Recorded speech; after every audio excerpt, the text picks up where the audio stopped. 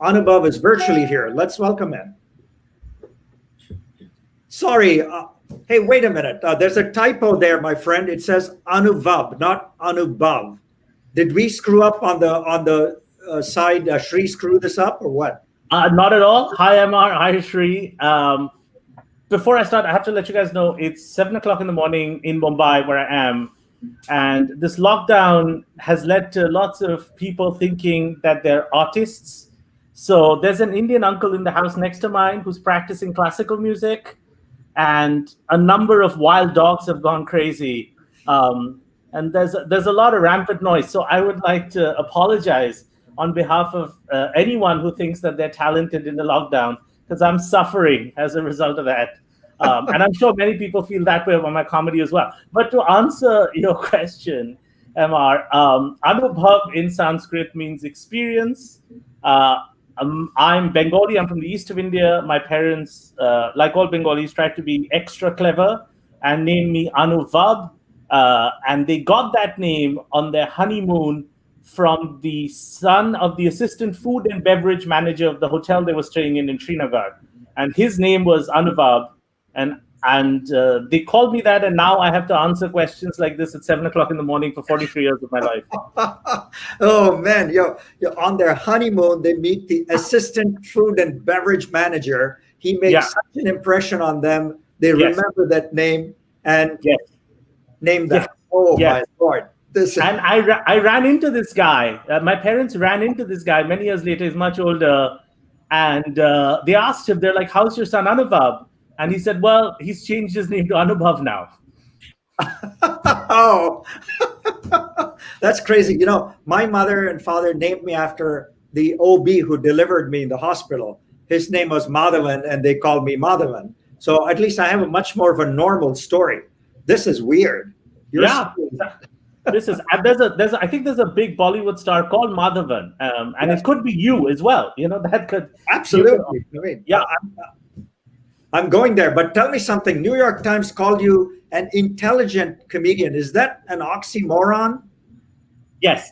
Yeah, that's why I stopped reading them. I think it's not really hard to be a comedian in India. You just have to observe things. I just find us to be a very funny people, but one of the easy things in India is not very many people are documenting how funny we are on a regular basis. Every day, you know, people say crazy things. I have brilliant experiences. I get material doing comedy in India. Someone was talking about Chennai, Tamil Nadu. A bunch of our comedians were talking about that. I remember doing a show in Chennai once, and it was in a new hotel. And the person that ran the hotel thought it was very boring to do stand-up comedy on a normal stage. So he had us perform in a swimming pool. Gets better. This is what the American influence does to India. It gets better. He said he saw this in the US subway. Now, the pool was a circular pool. So you would start a story. You would begin saying something logical, like, I think I have a crush on my mother-in-law, whatever, some outrageous premise. And you would float away. And I remember seeing a very posh Tamilian couple sitting in the front row saying, he's coming back. You know, so all I have to do is just write that down. That's one of the benefits of living here. I used to live in the United States, but it was just, it was too nice a country, too optimistic. I just had to come back. Wow. And I know you do a lot of movie scripts and stuff like that. What's the craziest one you've been involved with? Oh, God. I mean, any movie shoot in India is crazy. I mean, more than the shoot itself, it's, you know, it's the stuff that can, what I like about both America and India is the optimistic culture, except, you know, it's a very can-do culture. New India is a very can-do culture. As you know, I'm a big fan of Indiaspora, and I know you guys explore this. But what happens is, it's easy to be a can-do culture in the US. You just start up this, that, and the other. You can have a can-do culture in India, but nothing really works, you know? So I remember we were shooting for something in the middle of the monsoons, and the producer says, we need a helicopter. And they were like, where are we going to get a helicopter, man? There's a thunderstorm outside. He said, I know someone. And he called that guy, and that guy was like, no, I'm not giving my helicopter. This guy was like, please, we've known each other from school. Please give me a helicopter. And then someone else said, forget about him. I know a better helicopter. And the thing is, in India, all you have to do is just document these conversations. And you get a script. You don't even have to work that hard. Wow. This is crazy, man. We could go on and on. I know you brought us a nice clip. Can you set it up for us? Yeah, so this is a little bit different. This is a show I did for the BBC in the United Kingdom for New Year's Eve, where they get comedians from all over the world to tell stories. And I wanted to do a little bit about the British in India. So this is what that is. Awesome. Let's roll the tape, Sree.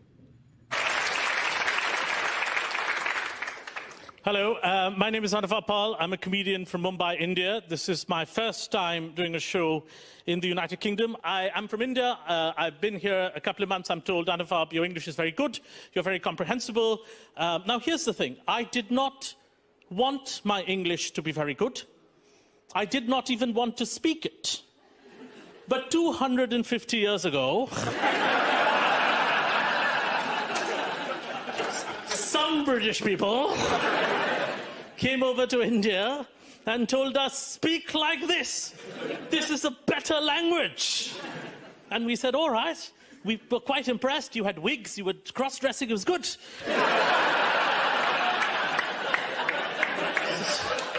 Fans of the empire in the house. And we were learning. You said, yeah, English is an easy language. Write down, Salisbury. He said, no, it gets easier. That was a hard one. Gets easier. Write down, Siobhan. It was going well. It was going fine. Suddenly, 1947, middle of the night, you guys just left. Just ran away. World's first Brexit.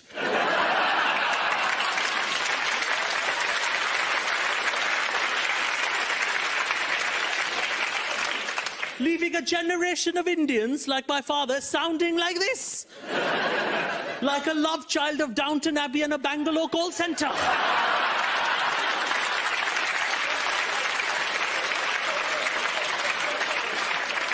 And we asked you, Britain, we said, what are we now in India supposed to do with this accent? You said, we don't know yet. But maybe in 60, 70 years, when your economy picks up, you've got that accent. When our credit cards don't work, you can answer our phones.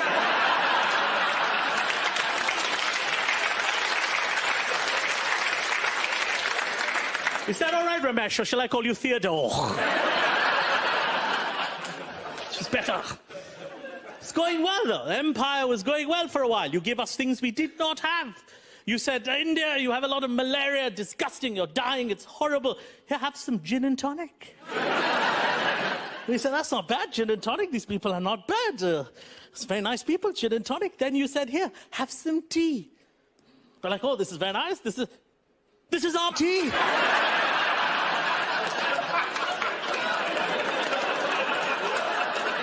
What kind of treachery is this? They're selling our stuff back to us. What are they calling this scam? The British Empire. Not bad. I love the Brexit joke, man. That was unbelievable. I find history quite interesting, Yeah. It just, I was quite fascinated by a handful of Englishmen came over, took over a country, and I guess it's a lot has been written about it, but without them, in many ways, you and I would have no language to speak to each other in. Absolutely. Thank you so much, Anuvab.